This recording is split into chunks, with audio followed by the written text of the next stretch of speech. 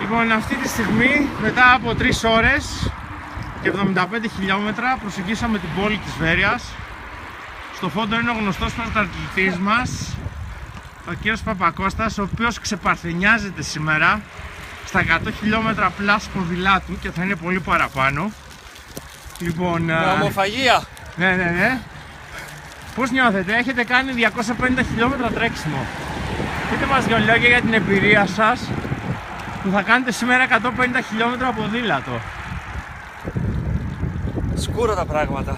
Δεν πειράζει, όμως εδώ αυτή τη στιγμή ένας άλλος πρωταθλητής, ο κύριος Καρεαρισίφ, μας περιμένει με φραπεδούμπες. Έτσι, και νομίζω ότι θα είναι πολύ ωραία τα πράγματα. Αν δεν είχε υποσχεθεί κέρασμα, ναι, θα γυρνούσαμε στη Χαλκιδόνα. Έτσι. Λοιπόν, το ραντεβού μας θα αλλά ανανεωθεί. το τσάμπα είναι πάντα γλυκό. Ωραία. Το ραντεβού μας θα ανανεωθεί σε λίγο στο Κουχλιάρο, όπου θα πέσει το πρώτο ρεβάνι κάτω. Έτσι, εδώ είναι η διασταύρωση για Νάουσα, αλλά εμείς συνεχίζουμε με ενδιάμεσο προορισμό το Κουχλιάρο. Πάμε!